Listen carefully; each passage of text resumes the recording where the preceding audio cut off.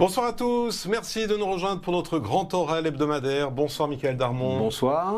Une heure avec notre invité du jour. Il était en Israël il y a 15 jours, notamment pour visiter les kibboutz meurtris autour de Gaza, également pour un échange avec le Magen David Adom fort intéressant. Bonsoir Xavier Bertrand. Bonsoir. Merci d'être avec nous. On va partager avec vous une cinquantaine de minutes. Vous êtes le président de la région des Hauts-de-France. On va parler de l'actualité au Proche-Orient, également de l'actualité française et de l'actualité internationale. Mais d'abord, peut-être ce qui fait beaucoup réagir en Israël depuis la fin de semaine dernière, c'est cette déclaration d'Emmanuel Macron à l'issue de son voyage en Égypte. Le chef de l'État français pense à reconnaître un État palestinien d'ici le mois de juin. C'est une bonne idée ? Moi, j'ai toujours dit que j'étais prêt à parler de la création d'un État palestinien à deux conditions préalables. Le Hamas mis hors d'état de nuire, donc réellement éradiqué, ça n'est pas le cas. Et la menace que constitue l'Iran, la menace existentielle pour l'État d'Israël, également écartée définitivement, ça n'est pas le cas. Donc je ne suis pas sur cette ligne. Mais en même temps, par rapport à ce que vous dites, le président de la République avait dit lors de sa propre visite au Caire qu'il fallait que le Hamas quitte le pouvoir. Et voilà que quelques heures plus tard, en rentrant dans l'avion, il dit « je suis prêt à reconnaître donc, la création d'un État palestinien au mois de juin ». Mais ça veut dire qu'au fond, c'est donner un blanc-seing au Hamas, non? Je vais donner ma position. Vous ne pouvez pas imaginer la paix, vous ne pouvez pas imaginer un État palestinien quand vous avez encore à Gaza un mouvement terroriste qui n'a qu'une seule idée en tête, rayer Israël de la carte.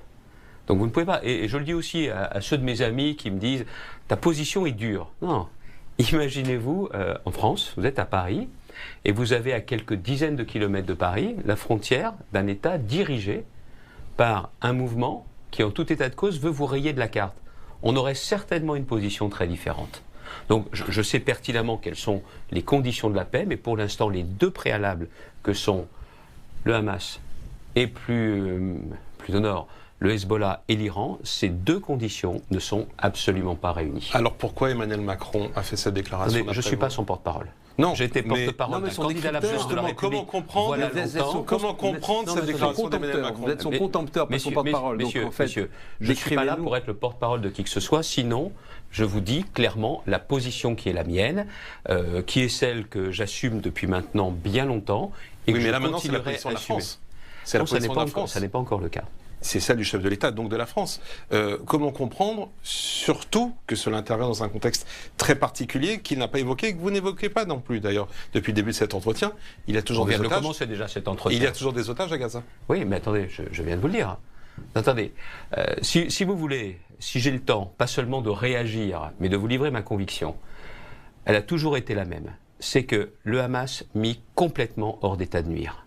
Mais aussi autre chose, c'est qu'on ne peut rien imaginer, rien penser tant qu'il y aura un seul otage qui sera détenu à Gaza. Voilà. Mais ça, je l'ai déjà dit à différentes reprises. Je l'ai redit notamment sur le plateau d'I24 quand je me suis rendu en Israël. Chez Jean Chabanoun? Oui, tout à fait. Parce que bon, en ce qui me concerne, je le dis, je suis ami d'Israël et j'ai surtout conscience, et beaucoup devraient aussi bien réfléchir à ça, ce qui s'est passé le 7 octobre aurait pu aussi se produire dans un autre pays. Et ce qui s'est passé en Israël nous concerne tous.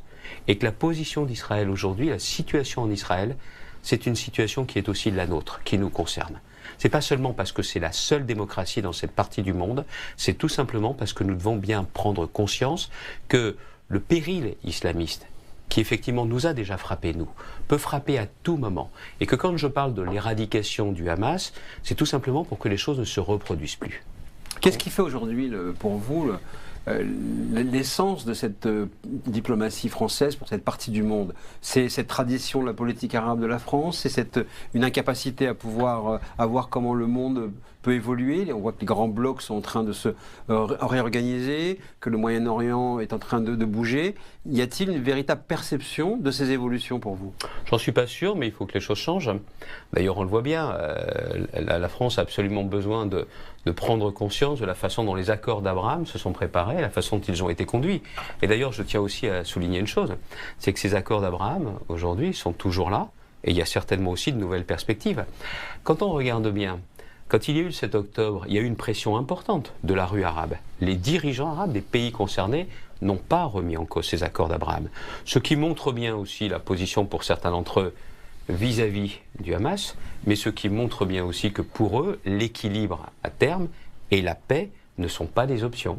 Je veux dire qu'il y a eu un esprit de responsabilité important de la part d'un certain nombre de dirigeants arabes, et ça c'est une très bonne nouvelle. Le Hamas a publié un communiqué pour dire c'est pas très important que cette déclaration française, cette intention française de reconnaître l'État palestinien. Donc, qu'est-ce que ça vous fait? C'est simple, quand une organisation terroriste vous dit ça, moi j'ai tendance à bien me dire que c'est pas une bonne nouvelle. Vous revenez d'un voyage en Israël, on a parlé de ce qu'a fait le Hamas le 7 octobre, et vous avez été vous-même dans les différents kibboutz qui ont été meurtris par ces atrocités. Mais ce qui fait beaucoup réagir ces dernières semaines, et même un mot utilisé par le chef de l'État, c'est l'action de Tsahal à Gaza. Comment vous qualifieriez-vous ce qui se passe aujourd'hui à Gaza et les opérations menées par l'armée israélienne à Gaza? Je vous l'ai dit à l'instant, nous devons avoir l'élimination totale du Hamas. Voilà, c'est aussi simple que cela. Parce que vous ne pourrez pas avoir la garantie que ça ne se reproduira pas, à un moment ou à un autre. Alors je sais qu'on peut tenir aussi tous les discours possibles, mais il faut bien voir, c'est vrai que je l'ai mesuré en visitant les kibboutz, j'avais eu aussi, voilà, quelques temps à Paris, quelques mois, à l'initiative de Daniel Sheikh, que je connais bien, qui m'avait proposé, au nom du Forum des otages, de rencontrer des familles d'otages, de prendre aussi un peu plus la mesure, parce que c'est vrai que ce sont ces témoignages qui permettent de mieux mesurer. Il y a les images, bien sûr, il y a les écrits, mais les témoignages justement des familles vous permettent vraiment de mesurer le drame qui s'est passé, inimaginable, et pourtant ça s'est produit. Donc c'est ça que j'ai pu mesurer justement en allant sur place. Mais pour le reste, je sais que ma position ne fait pas forcément l'unanimité, je sais qu'elle peut gêner certains, mais il faut conduire cette élimination du Hamas. Comment comprendre, Xavier Bertrand, comment comprendre l'utilisation de certains mots, le chef de l'État qui parle de crime, l'extrême gauche qui parle de génocide? Je ne suis pas là pendant 52 minutes pour vous parler de la position des autres. Je suis là pour vous exprimer ma position. Maintenant, je veux aussi Est-ce que ça vous heurte quand certains utilisent le mot génocide? C'est-à-dire pour ce qui s'est passé? Oui. Non, attendez, vous parlez du génocide, c'est-à-dire ce qui s'est passé. Non, le qui 7 qualifie octobre, pour moi, Israël, qui disent que ce que mène Israël, c'est un génocide. Est-ce que ça vous heurte quand ce mot est utilisé? Ah ben moi, de toute façon, oui, je le dis très clairement. Quand on nous dit justement ce qui s'est passé là-bas, il faut savoir que, enfin, ce qui s'est passé en Israël, oui, pour moi, alors, certains m'ont dit, ne parle pas de génocide, pourtant c'est le sentiment que j'ai. Quand vous avez des gens qui sont massacrés, des hommes et des femmes qui sont massacrés, parce qu'ils sont juifs, pour moi, ça relève là d'une dimension génocidaire. Même si certains de mes amis juifs m'ont dit, n'utilise pas cette expression, c'est pas tout à... Pour moi, ça a été une élimination pure et simple parce qu'ils étaient juifs. Voilà. Et ce qui se passe à Gaza, je le dis aussi très clairement, on voit bien aussi le rôle des terroristes, ne tombons pas dans leur piège. Plus d'une fois, je me suis élevé, on m'a dit, regardez, les Israéliens de ça, ils ont tiré sur une ambulance, vous vous rendez compte, il y avait des blessés. Non, à l'intérieur, c'était effectivement des responsables du Hamas. Rappelez-vous cette émotion aussi en France. Ils ont bombardé un hôpital avec des malades. Non, on s'est aperçu après que c'était le quartier général d'une partie des terroristes du Hamas. Donc je pense qu'on n'est pas obligé de mettre sur un même pied d'égalité une démocratie, la seule dans cette partie du monde, et un mouvement terroriste qui s'est rendu coupable des atrocités du 7 octobre. Je ne les mets pas sur les mêmes plans et je ne les mettrai jamais sur les mêmes plans. En revanche, il y a un autre point qui pour moi est important, on va voir jusqu'où ça va, et je m'en suis entretenu avec le ministre des Affaires étrangères israélien que j'ai rencontré à Jérusalem. Ce sont ces mouvements de foule, ces mouvements de Gazaouis, de Palestiniens qui sont en train de dire le Hamas, on n'en veut plus. On a vu des manifestations ces derniers jours à Gaza. Oui. J'ai posé la question au ministre, j'ai cru au départ que ça pouvait être des fake news, de la manipulation. Il semblerait que non. Si c'est un mouvement sincère, profond, c'est aussi une bonne chose, mais attention, ne soyons pas optimistes trop vite. Parlons également de vos convictions. Vous dites éliminer le Hamas. Qu'est-ce que ça veut dire au-delà de la formule? Est-ce qu'on peut déjà éliminer une idéologie, premièrement, et deuxièmement, qui pour remplacer une gouvernance post-Hamas pour pouvoir reconstruire Gaza? Ça sera aussi aux Palestiniens de le dire, de le faire. Je me suis rendu, ça fait bien longtemps maintenant, bien longtemps, ça fait une quinzaine d'années, je m'étais rendu en Israël. J'étais à l'époque à la tête de l'UMP, j'étais allé à la demande de Nicolas Sarkozy. J'avais rencontré Shimon Peres et j'avais rencontré aussi Mahmoud Abbas. Et les mots qu'il avait eus à l'égard du Hamas étaient des mots terribles. terrible.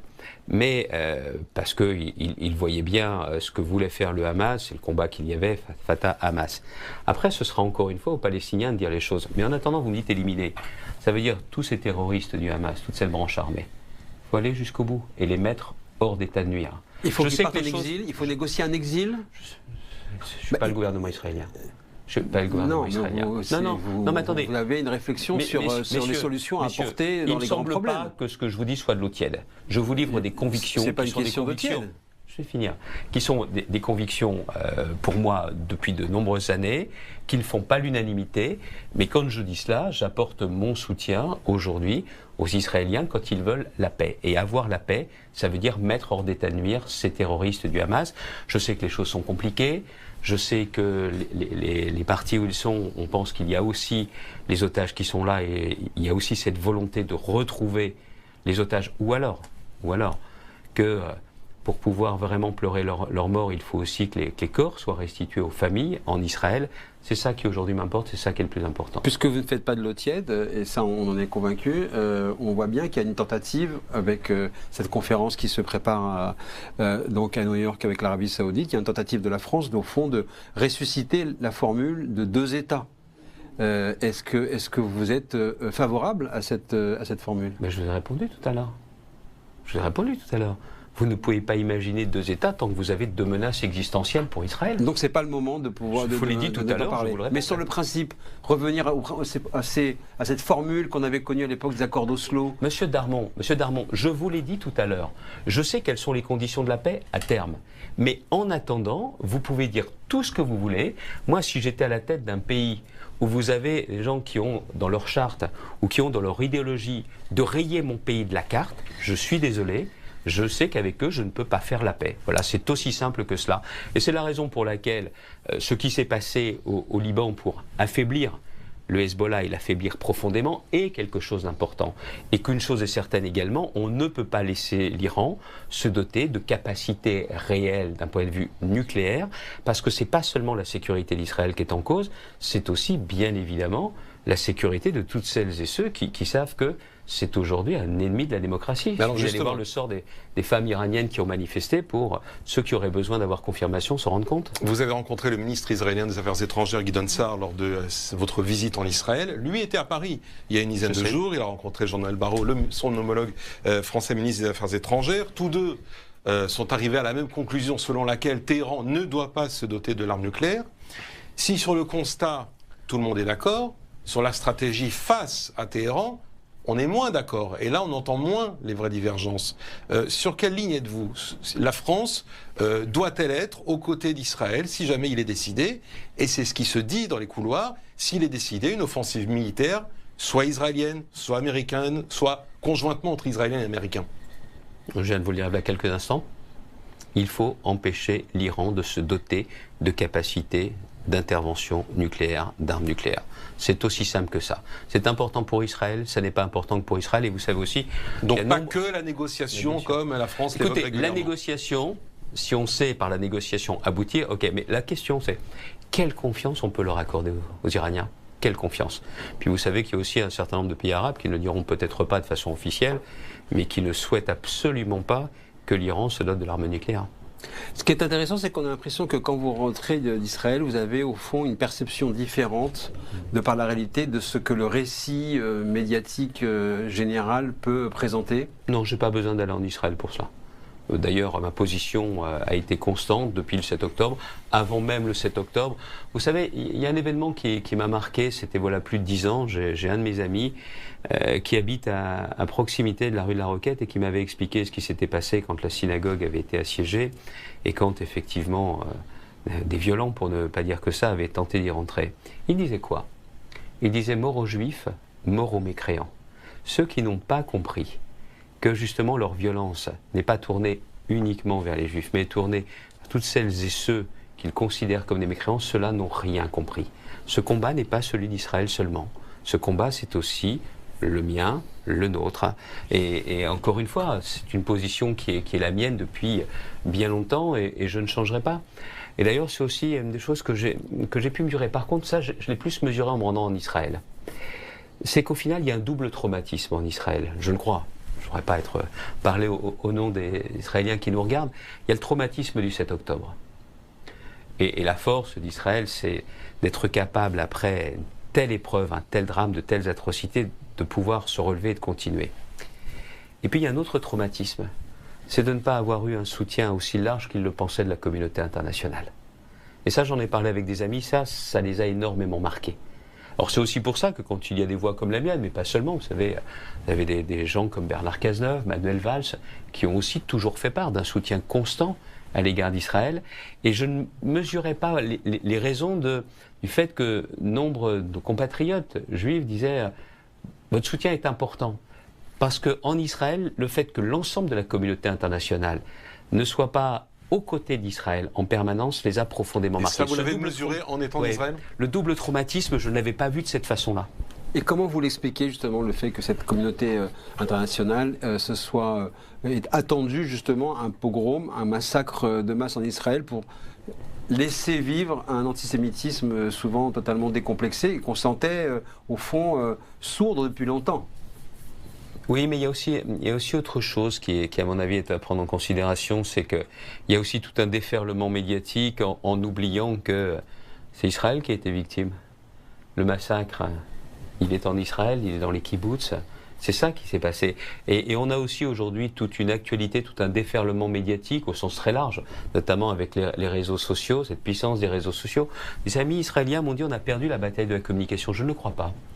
Prenez notamment en France, il y a un certain nombre d'enquêtes qui ont été réalisées, notamment à l'initiative du CRIF, qui montrent que la population française est toujours en soutien d'Israël, avec grosso modo à peu près le même pourcentage. Le sondage de l'IFOP qui l'ont montré régulièrement. Oui, parce qu'ils font différentes vagues l'IFOP, et c'est constant à chaque fois.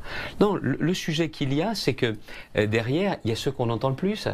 Il y a ceux qui, comment dirais-je, masquent plus leur antisémitisme ou font de l'antisémitisme un outil de cynisme politique électoral, la France insoumise.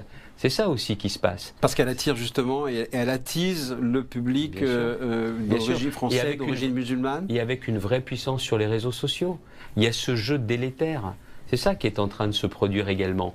Et je pense que Israël n'a pas perdu la bataille de l'opinion publique. La seule chose, c'est qu'il faut à chaque fois rétablir la vérité. Et je pense que c'est aussi à ceux qui, comme le fait d'autres responsables politiques, d'essayer de remettre les choses à leur juste place. Puis il y a aussi autre chose sur lequel il faut bien veiller. Aujourd'hui, je pense que les textes qui régissent, qui punissent l'antisémitisme ne sont pas suffisants. Parce que ceux qui sont antisémites aujourd'hui, allez, c'est l'antisionisme qu'ils mettent en avant. L'antisionisme aujourd'hui n'est pas réprimé juridiquement. Vous le savez, il y a eu différents textes qui ont été présentés à l'Assemblée nationale, mais qui n'ont pas la force d'une loi.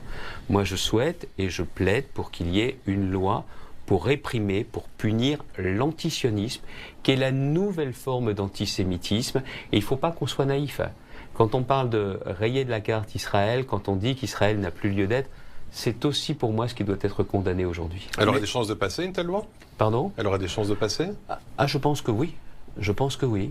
Mais encore une fois, il ne faut pas avoir... Elle ne sera pas perçue avec un malentendu comme étant l'interdiction de critiquer la politique d'Israël ? Non, le vrai problème, c'est que vous allez avoir qui ? Vous allez avoir LFI qui va être contre.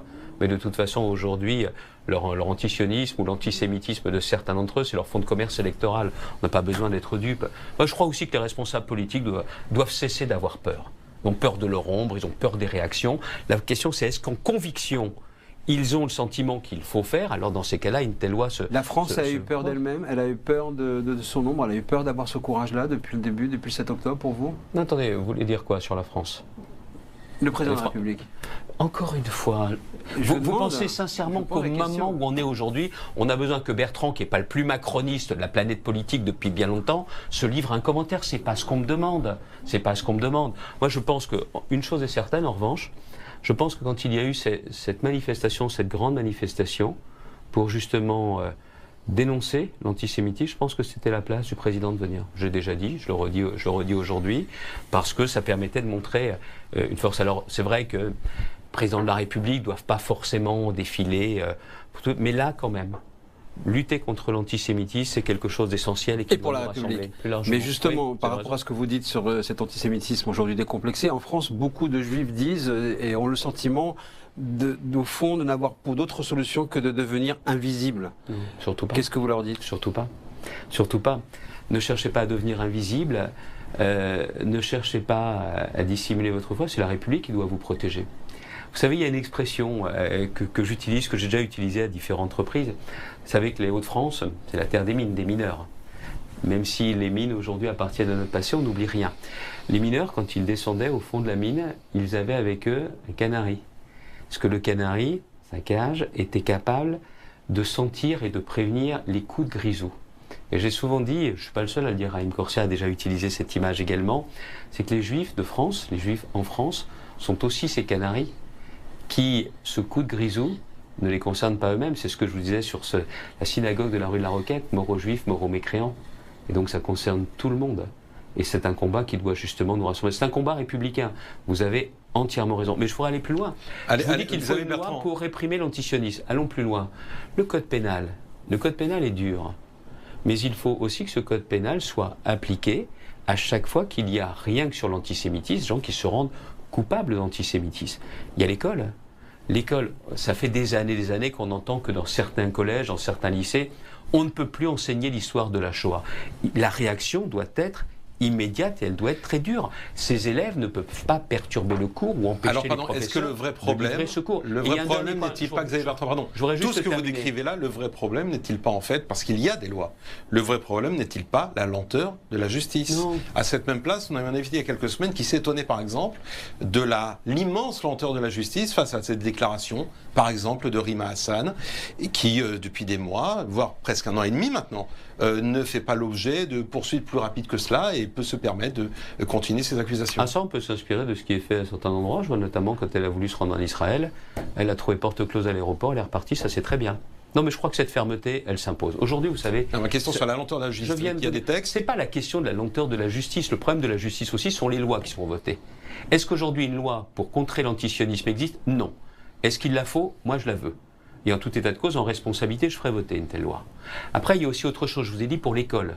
C'est aussi au ministère de dire très clairement, maintenant c'est terminé. Quand on remet en cause l'histoire de la Shoah, ceux qui se rendent coupables sont soit avertis, exclus, et les parents voient leurs responsabilités engagées. Et je vais plus loin, il y a aussi un autre point sur lequel il faut qu'on arrête de tergiverser. Bah, il s'agit de mineurs, oui, évidemment. Parce que vous savez, le fait de se dire que l'histoire de la Shoah, c'est pas vrai, ou que c'est pas important, ils l'ont bien entendu quelque part. Vous savez, on ne naît pas antisémite. À la naissance, on n'est pas antisémite. Donc ceux qu'il faut aller chercher sont ceux qui mettent ce poison dans la tête des gamins. Que ce soit des parents ou que ce soit des proches. C'est ça qu'il faut aller faire. Ça demande beaucoup de constance, mais encore une fois, ça n'est pas pour protéger les Juifs de France, c'est pour protéger tout le monde. Alors, et il y a un tout dernier point sur les réseaux sociaux. On ne peut pas continuer aujourd'hui à avoir le poison de la haine qui se déverse sur les réseaux sociaux. Il y a une chose qui est importante, c'est que vous pourriez toujours utiliser un pseudo, mais quand vous vous rendez coupable d'actes délictueux, c'est l'anonymat sur les réseaux sociaux qu'il faut lever. On ne peut pas continuer. Donc pour la fin, l'anonymat sur Twitter, sur Facebook, sur Instagram, sur TikTok.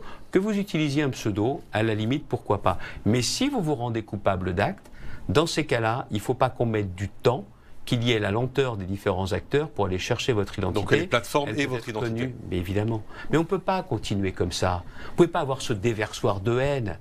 C'est pas possible. C'est vrai sur l'antisémitisme, pour l'antisémitisme, c'est vrai aussi sur les agressions, les violences vis-à-vis des uns et des autres. On ne peut pas avoir un espace de non-droit. Moi, je suis pour la liberté. Mais vous savez que la liberté, si vous ne voulez pas que ce soit la loi du plus fort ou du plus haineux, il faut des règles. Concernant justement tous ces problèmes que vous définissez sur la France, il y a une vingtaine d'années,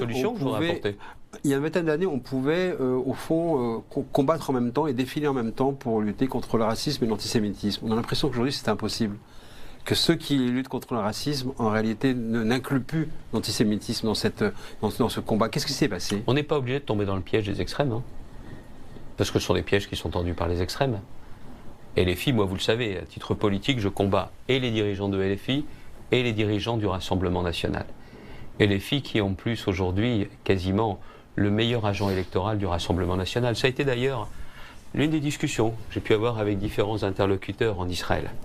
Parce que justement, depuis quelque temps, Israël reconnaît les contacts possibles avec le Rassemblement national. Qu'est-ce que vous en pensez? Oui, parce que le Rassemblement national joue à fond la carte de la dissimulation, une forme de taquilla, des avances masquées. Ils se sont aperçus. Et les Israéliens tombent dans le piège. Ils se sont aperçus, je vais vous dire exactement ce que j'ai dit à mes interlocuteurs. Ils se sont aperçus que pour accéder au pouvoir, il y avait toujours cette question de l'antisémitisme du Front National, la constitution du Front National et les différents propos, des différentes condamnations de Jean-Marie Le Pen. Et ils se sont dit quand même qu'il fallait aller essayer ça, de remiser au passé, qu'on n'en parle plus. Et ça a été une opération tous azimuts, on le voit bien. Aidé en cela par quoi? Les outrances de M. Mélenchon. Il paraît que M. Mélenchon, à une époque, a été républicain. Il faut avoir une sacrée mémoire pour s'en souvenir. Et donc, très clairement derrière, il joue là-dessus.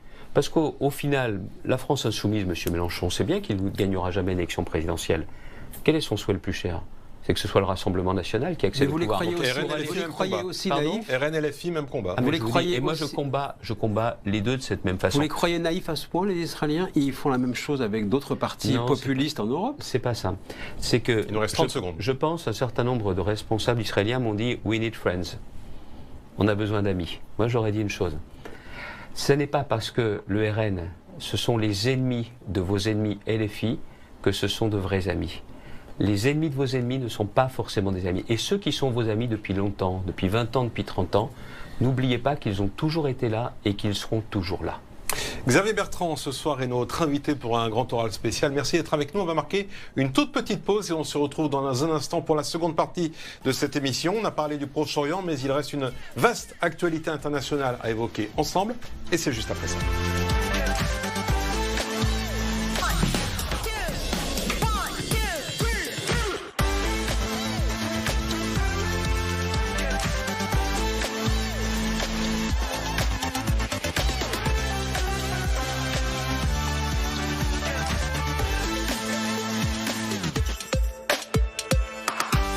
Le grand oral, seconde partie, toujours avec Michael Darmon. Nous interrogeons ce soir Xavier Bertrand, le président de la région des Hauts-de-France, qui était il y a 15 jours en Israël.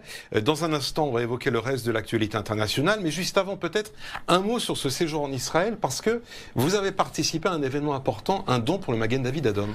Oui, la région des Hauts-de-France a décidé de financer un scooter médicalisé pour le David Magen Adom. J'avais rencontré...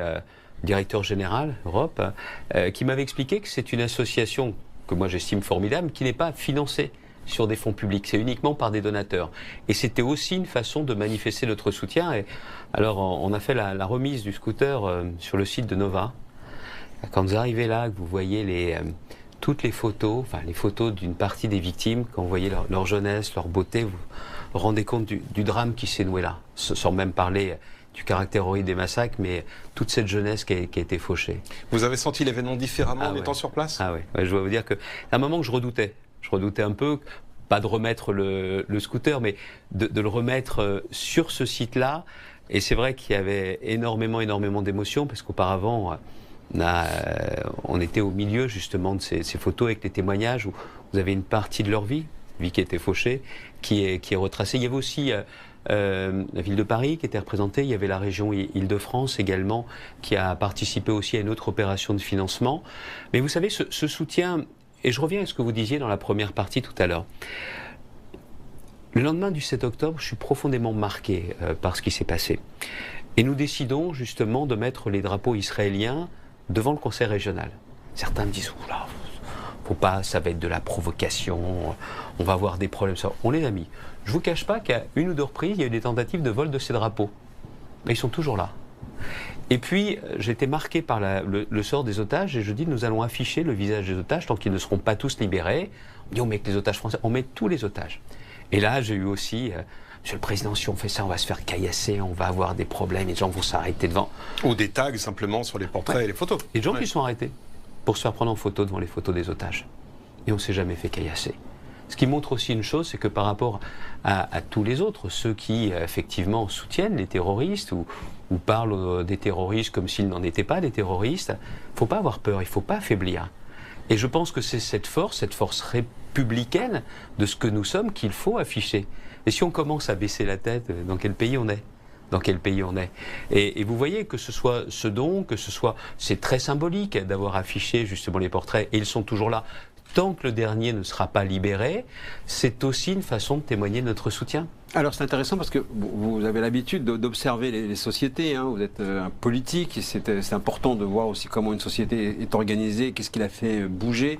Vous revenez d'Israël, vous nous parlez effectivement de la puissance de ce drame et cette tragédie des otages.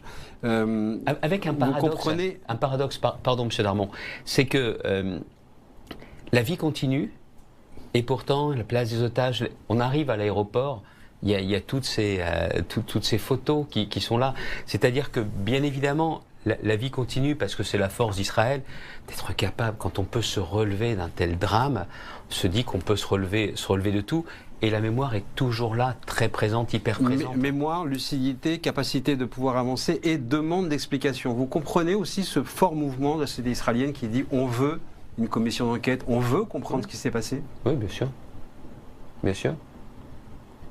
Parce qu'effectivement, c'est un moment où les Israéliens vont avoir besoin. En visitant un kibbutz, j'ai aussi posé des questions.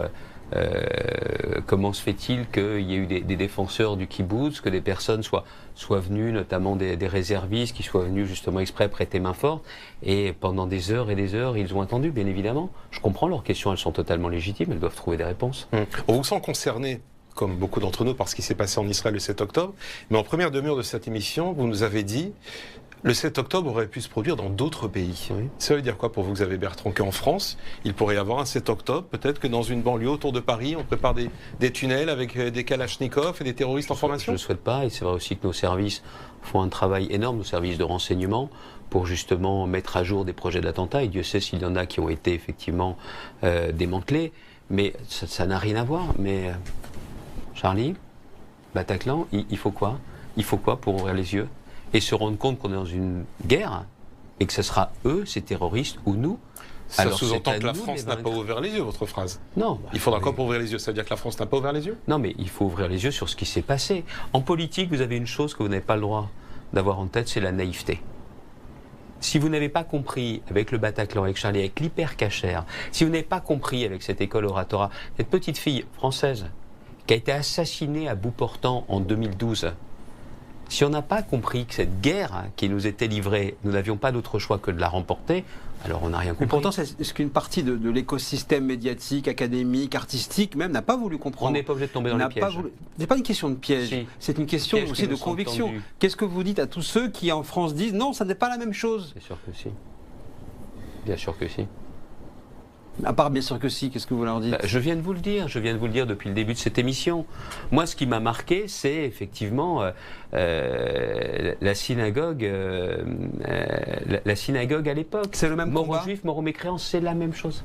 Mort aux Juifs, mort aux mécréants. Ils ont besoin de comprendre quoi d'autre? Alors, à propos de mécréants, on va évoquer maintenant d'autres sujets de l'actualité internationale, et notamment les relations entre la France et l'Algérie, marquées notamment par ce déplacement de Jean-Noël Barrot en Algérie il y a quelques jours. Il n'est pas revenu avec une promesse autour de Boualem Sansal, ou la libération de Boualem Sansal, ou même quelque chose autour de Boualem Sansal. Est-ce que la France l'a abandonné? Non. Non, elle ne l'a pas abandonné et elle a surtout le devoir de ne pas l'abandonner, surtout pas l'abandonner. Bon, on va pas se raconter d'histoire, la diplomatie ne vous amène pas forcément des résultats en 24 heures. Il y a aussi toute une partie qui ne se dit pas officiellement et publiquement, et parfois c'est pour le plus grand bien, notamment, et je l'espère, de Boualem Sansal très rapidement. La diplomatie a repris, au fond, la première place dans cette affaire pour tenter de dénouer la crise algérienne, alors que c'était le ministre de l'Intérieur, Bruno Retailleau. Venir. Que voulez-vous me demander exactement? Que s'est-il passé avec Bruno Retailleau? Pourquoi, au fond, Emmanuel Macron a-t-il dit « je reprends la place que Bruno Retailleau prenait » Écoutez, je vais vous dire les choses comme je les pense. Chacun a été et est dans son rôle. Chacun. Le ministre de l'Intérieur dénonce une situation qui ne peut pas durer. Le refus de l'Algérie de reprendre des OQTF, des personnes qui sont avec l'obligation de quitter le territoire français. Il le constate tous les jours. Il a besoin de cela pour assurer la sécurité des Français. Il l'a dénoncé. Il a eu raison. Ensuite, bien évidemment, ça ne se passe pas de ministre de l'Intérieur à ministre de l'Intérieur. Il y a une dimension qui est diplomatique. Et qui donne le là dans ces sujets-là, c'est le président de la République. Et l'échange qu'il y a eu entre le président Tebboune et le président de la République, je pense que ça, c'est quelque chose d'essentiel. Est-ce que tout de suite les choses vont bouger dans les 24 heures qui suivent? Personne ne l'imaginait. Qu'ensuite, que M. Barrot se rende là-bas, ça fait partie de ce processus. La seule chose qui compte au final, pour savoir si toute cette séquence-là aura été utile, efficace, c'est est-ce que l'Algérie reprend des OQTF et est-ce que Boualem Sansal est libéré le plus vite possible. Et ça, vous y croyez? C'est pas la énième réconciliation avant la énième déception? C'est 2 marqueurs clés et pour moi c'est un préalable. C'est un préalable au retour d'une forme de confiance. Les OQTF, Boualem Sansal. D'une manière plus générale, depuis 2017, on voit un président de la République qui est au fond obnubilé par cette réconciliation mémorielle avec l'Algérie. Est-ce que c'est pas là au fond l'erreur originelle, voyant que les Algériens, plus on leur court après, moins au fond ils sont capables de répondre. On va faire aussi une différence entre le peuple algérien, bien entendu, les Algériens qui on sont en parle France, du pouvoir, là, et du gouvernement. le pouvoir algérien, et moi je le dis, que ce soit dans l'hymne national algérien, que ce soit pour le reste, il y a des choses qui pour moi ne passent pas. Et puis après, il y a aussi une autre dimension, qui est une dimension diplomatique. Moi, j'ai toujours fait le choix, encore un choix que j'assume, de dire que si à un moment ou un autre, la question devait se poser avec qui devons-nous avoir des relations privilégiées entre l'Algérie et le Maroc, j'ai fait le choix du Maroc. Je l'ai dit à différentes reprises. Je l'ai dit au Maroc lorsqu'à l'époque, il y avait une forte délégation ministérielle qui s'était rendue en Algérie. J'assume ce choix. Mais pour le reste maintenant, avec l'Algérie, pour parler de l'avenir, il y a 2 préalables et 2 marqueurs. Je vous l'ai dit, Boualem Sansal, les OQTF. On a l'impression, pour prolonger la question de Michael, que la France ne s'autorise pas à être en froid avec l'Algérie. Oui, mais moi je vais vous dire, je pense que, contrairement à ce que certains pensent, même en matière de diplomatie, il faut faire des choix. Et donc vous pourriez faire des choix, c'est-à-dire ne pas aller dans le bras de fer avec l'Algérie? Écoutez, je pense qu'il y a peut-être d'autres solutions que la rupture, mais ce qui est vrai, c'est que la France est un grand pays. Et un pays qui se respecte et qui doit se faire respecter, et donc qui doit être respecté. Je pense que parfois ça passe par des bras de fer, comme le disent certains, des preuves de force. Je fais certainement une transition avec M. Trump. Vous me voyez venir? Ouais, non, mais attendez, non, c'est très sérieux. Mais moi je crois toujours à la voie diplomatique et au dialogue. Mais si à un moment donné ça ne donne pas de résultat, il faut passer à autre chose. Mais encore une fois, être en guerre verbale ou une guerre très concrète, c'est certainement la solution à éviter. Mais encore une fois, sur ce sujet-là, si Bruno Retailleau n'avait pas dénoncé cette situation, nous n'en serions certainement pas là aujourd'hui. Alors justement, Donald Trump, la France est-elle en position pour mener le bras de fer avec le président américain qui est en train de secouer la planète entière, a fait ces derniers jours d'ailleurs légèrement marche arrière, voyant notamment les réactions des Chinois. Charrier? Oui, complètement. C'est ça, oui. Ouais. Ça. Pour mais vous, attendez, pour vous, c'est quoi Donald Trump? C'est un fou ou c'est un fin stratège? Non.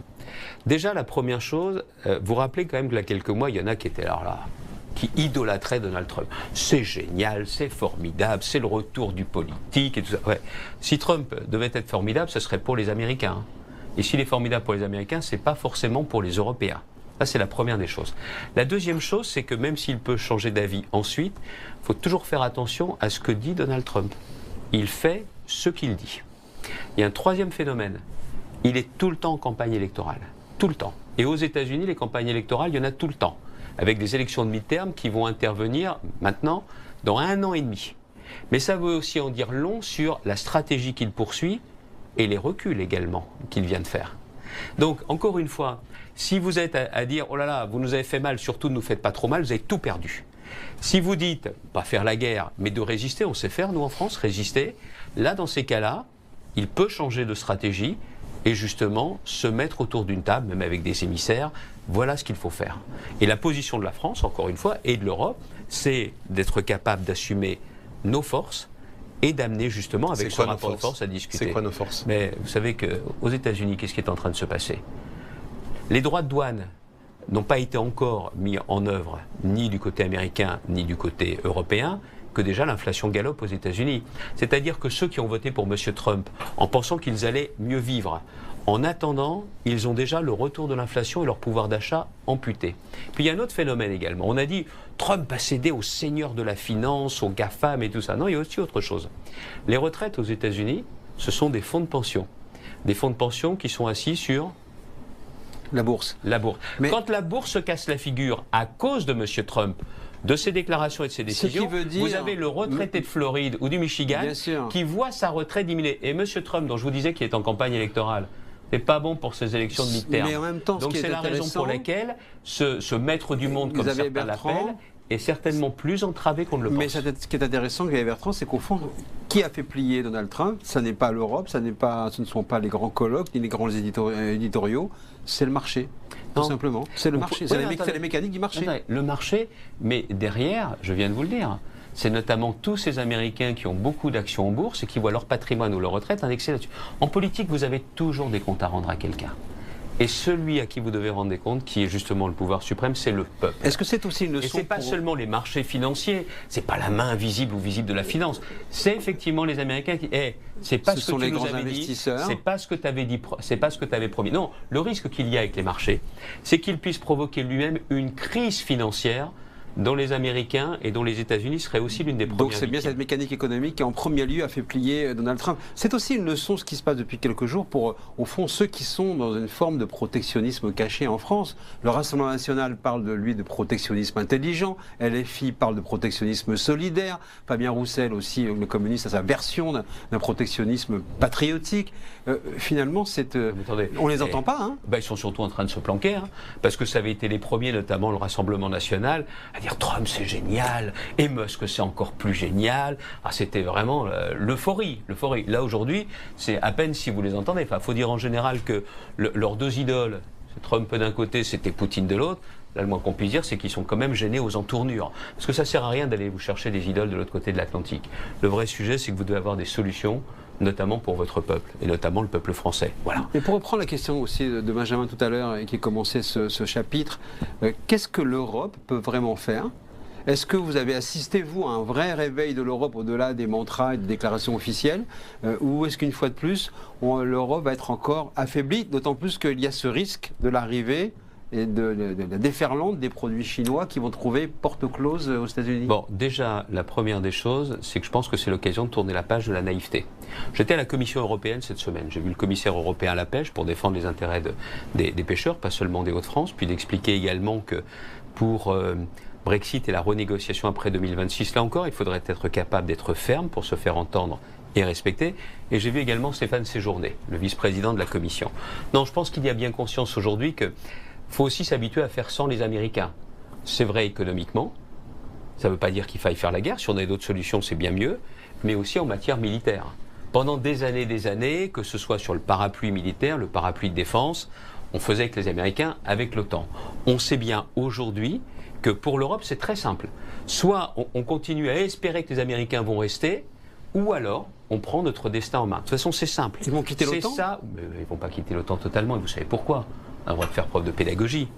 Mais ils quittent totalement l'OTAN, il n'y a plus aucun pays européen qui leur achètera du matériel militaire. Même s'ils restent en partie dans l'OTAN, il serait quand même temps d'avoir pour nombre de pays européens une préférence européenne. C'est-à-dire qu'on comprenne bien que d'avoir une industrie de défense européenne, c'est une chance, et que quand on a du matériel à acheter, il faut aussi faire le choix européen. Surtout qu'en plus, c'est du matériel de grande qualité. Je ne vais pas me faire aujourd'hui le promoteur, notamment de l'industrie aéronautique, mais le Rafale, il n'y a rien de mieux sur le marché mondial. Donc, encore une fois, c'était l'influence américaine qui permettait d'avoir cette préférence. Il y a aussi des engins de fabrication israélienne maintenant, hein, oui, tout à fait, qui parfois d'ailleurs sont malvenus sur les événements français, au passage. Oui, mais une chose est certaine, c'est que vous me permettrez, en la matière, je sais si je suis un ami d'Israël, de dire que l'industrie européenne de défense, pour les Européens, c'est certainement aujourd'hui une voie ou un choix qui doit être fait en priorité. Est-ce que c'est pas de la naïveté de dire ça? Parce que les experts militaires, quand on les consulte, on lit leur rapport par rapport à ce sujet, ils disent qu'il faudra au moins 10 ou 15 ans pour se défaire complètement de la présence du matériel américain partout. Je viens de vous le dire. Le problème n'est pas de dire ils vont quitter l'OTAN, je n'y crois pas. Mais on doit quand même aussi voir quelle est la vision géopolitique de M. Trump. Pour lui, l'Europe, ce n'est pas le plus important. Le sujet pour Trump, c'est qui aura la suprématie à 20 ans, à 30 ans et à 50 ans dans le monde. Et son sujet, c'est clairement la Chine. C'est clairement la Chine. Donc ce qu'il veut, c'est se désengager, consacrer moins de moyens militaires ici en Europe. Et quand il va voir M. Poutine, et quand il discute avec M. Poutine, qu'ils n'oublions pas, et ça ne changera rien le fait que M. Trump parle avec lui, l'agresseur de l'Ukraine, c'est Poutine et c'est la Russie. Là encore, pas de question d'inversion des rôles. C'est parce qu'il cherche à décrocher Poutine de la Chine. Je pense qu'il n'y arrivera pas. Et également de l'Iran. Oui, mais dans les deux cas, je pense qu'il n'y arrivera pas. Parce qu'il y a aussi autre chose qu'il faut mesurer, notamment pour M. Poutine. M. Poutine, quand il a commencé à assumer ses fonctions présidentielles, il a commencé avec Jacques Chirac. Il a ensuite continué avec Nicolas Sarkozy, François Hollande, Emmanuel Macron. Et il connaîtra certainement le successeur d'Emmanuel Macron. Ils ont pour eux, notamment ces responsables politiques, autocrates, ils ont le temps pour eux. Et puis il y a aussi autre chose. C'est qu'il sait pertinemment que la Russie ne sera pas envahie. Et ça crée un sentiment qui est très différent. C'est la raison pour laquelle nous, on doit comprendre que pour se protéger, il n'y a pas d'autre choix que d'assumer une véritable souveraineté et une force militaire. Ça, c'est quelque chose d'important. Et je pense que pour la France, c'est aussi une responsabilité que de pouvoir dire, nous sommes une puissance nucléaire, nous pouvons aussi garantir cette indépendance et cette sécurité des pays européens. C'est important parce que la Grande-Bretagne veut jouer ce rôle, et la Grande-Bretagne n'est plus dans l'Union européenne. Alors ma question tout à l'heure, pour clore cette séquence, Trump, fou ou fin stratège, vous répondez quoi? Je n'ai pas à choisir entre les deux. Pour le qualifier? Mais je n'ai pas à choisir entre les deux. Non, je vais vous dire une chose. C'est effectivement aujourd'hui, le peuple américain est davantage un allié que Donald Trump.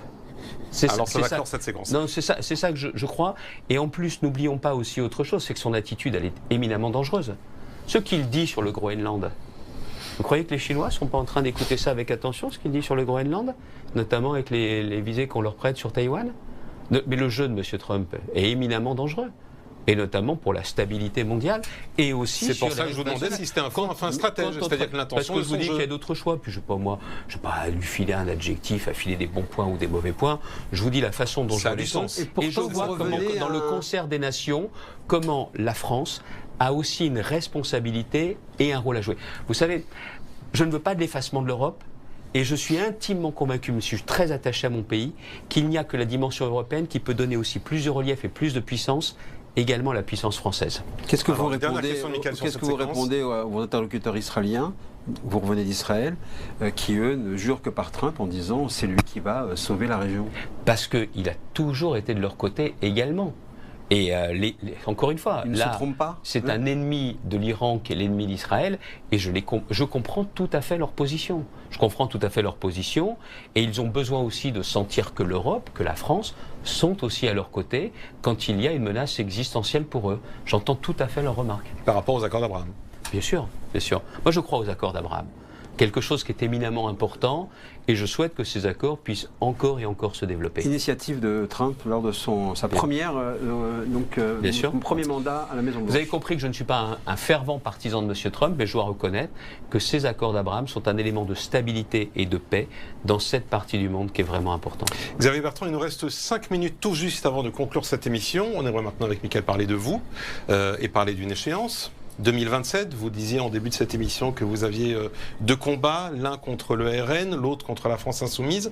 On imagine mal. Ce sont des combats politiques. Combats politiques, absolument. On imagine mal tout de même comment peut être votre chemin et celui de la droite que vous défendez sans aujourd'hui le Rassemblement national qui obtient des scores extrêmement élevés dans les sondages. Quelle serait la droite sans RN? Vous êtes sérieux? C'est à moi que vous posez la question? Alors que je combats l'un et l'autre depuis des années et des années. Je vais vous dire pourquoi je les combats. Je les combats parce que pour moi, faire de la politique, c'est chercher des solutions aux problèmes. Solutions aux problèmes des Français. Faire de la politique, c'est être capable d'embrasser les grands défis. Il y a le défi climatique, il y a le défi digital, il y a le défi géopolitique, défi démographique également. Il y a tous ces défis-là. Les autres, qu'est-ce qu'ils font? Ils ont besoin que ça aille mal, les extrêmes, pour que pour eux, ça aille bien. C'est la négation de ce qu'est mon engagement politique. Et le défi pour avoir des électeurs? Non mais attends, les électeurs, c'est très différent. Est-ce que vous êtes capable, oui ou non, d'apporter des solutions à leurs problèmes? Ils veulent quoi, les Français? Les Français veulent vivre en sécurité, en paix. Ils veulent vivre de leur travail. Et ils veulent aussi, parce qu'on est en France, avoir des services publics qui tiennent les Français entre eux. Mais vous voyez les scores de Jordan Bardella ou Marine Le Pen. Attendez, alors on va en parler 2 secondes si vous voulez bien. Oui, parce que pourquoi je suis un homme de droite, une droite gaulliste, de rassemblement. Attendez, je vais vous parler de ce que je sais ou de ce que je fais. Je suis élu fin 2015 à la tête de la région, un homme de droite gaulliste, dans une région de gauche, et une région qu'on disait promise à Madame Le Pen qu'elle allait l'emporter. Je réussis à ce que la droite que je représente, avec tous mes amis, nous soyons 2e et qu'on aille au final. Et c'est parce qu'il y a ce réflexe éminemment républicain de la gauche qui décide, alors qu'elle dirigeait la région, de se désister. Il ne m'aimait pas à l'époque, mais il détestait l'idée que ce soit l'extrême droite qui dirige la région. Et je réussis à l'emporter. Au bout de 6 ans, en m'engageant complètement, sans esprit partisan, j'ai plein de défauts, hein, mais pas le sectarisme, en m'engageant justement à faire une politique avec les gens, pour les gens. 6 ans après, Madame Le Pen ne revient pas, elle n'ose pas. Elle envoie M. Chenu. Le Front National, alors que j'ai tout le monde contre moi, j'ai le NFP avant l'heure. M. Macron m'envoie 5 de ses ministres pour essayer de me faire mettre un genou à terre. Malgré cela, je fais reculer le Rassemblement national de 17%. 17%. Dans aucune région, dans aucune ville, il y a eu un tel recul. Pourquoi ? Les gens ne sont pas amoureux de moi, hein, mais c'est tout simplement parce que je me bats pour eux. Et ils pensent. Mais donc vous imaginez que pour 2027, ce sera la même chose ? Je suis intimement convaincu que si les gens vous font confiance, qu'ils sentent que votre combat est authentique et que vous vous battez pour eux, oui, je pense que ça peut faire la différence. Bruno Retailleau est rentré au gouvernement. Le projet n'est pas compliqué, hein. Le projet n'est pas compliqué. Vivre en sécurité de son travail et garder ces liens entre les Français. Et mettre un terme aussi à l'hérésie fiscale que nous connaissons dans notre pays. Xavier Bertrand, Bruno Retailleau, que vous soutenez dans la compétition interne prochaine au LR, est rentré au gouvernement. Vous avez refusé d'y entrer. Est-ce qu'au fond, il a commis une erreur ? Tout à fait vrai, ça. Vous avez finalement dit, je ne rentrerai pas dans un gouvernement qui sera cautionné ou sponsorisé de loin par le RN. C'est bien ça. Attendez, on va se poser 2 secondes, donc, ça vaut la peine. Non, attendez, juste là-dessus. Est-ce qu'il a fait ne vous inquiétez pas, il reste peu de temps, mais il reste 1 minute 30. Je ne vais pas être très long. Que ce soit à la fin de l'été, pour exercer des responsabilités possibles, pour diriger le gouvernement, ou que ce soit pour rentrer au gouvernement, Mme Le Pen s'y est opposée. Pourquoi, à votre avis ? Parce qu'elle n'a pas envie que je fasse à la tête de l'État ce que je fais à la tête de la région. C'est aussi simple que ça. Ce n'est pas une question de vengeance personnelle ou de vendetta. Elle n'a pas envie qu'effectivement je réussisse à apporter des résultats dans des domaines essentiels comme je le fais à la tête de ma région. Voilà, c'est ça la réalité. Et est-ce que Bruno Retailleau a eu raison de rentrer au gouvernement ? Oui. Est-ce qu'il doit y rester ? Est-ce qu'il peut y rester s'il veut montrer une forme de singularité ? Ce n'est pas une question de singularité. Et avoir un projet pour 2027 ? C'est se battre pour les Français. Bruno Retailleau, c'est pas exactement ma droite à 100%, c'est pas un mystère. Mais c'est quelqu'un qui permet également, et c'est pour ça que je pense qu'à la tête des LR, c'est celui qu'il nous faut, parce que, c'est quelqu'un qui au Sénat a toujours respecté les idées différentes. Et puis il y a aussi autre chose, c'est que s'il s'agit d'engager une refondation à la tête des LR, c'est pas quitus pour être candidat à l'élection présidentielle. 30 secondes. Ouais, vous inquiétez pas. C'est parce que pour la refondation, il faut quelqu'un de nouveau. J'étais à la tête du mouvement, Jean-François Copé l'a été, Laurent Wauquiez aussi. Il faut quelqu'un d'autre pour incarner cette refondation des LR. Et vous serez encore candidat en 2027 ? J'ai indiqué que je m'y préparais, que je continue à m'y préparer. Un gros travail, bien évidemment. Je ne referai pas les erreurs du passé. Mais je pense aussi être capable d'apporter des solutions aux problèmes des Français. Vous avez redonner de l'espoir. En route pour 2027. Merci d'avoir accepté de partager avec Michaël Darmon et moi cette heure de grand oral. Michaël, on se retrouve la semaine prochaine. Et vous n'oubliez pas, restez avec nous sur i24 News. On se retrouve lundi prochain. Bonne soirée à tous et merci.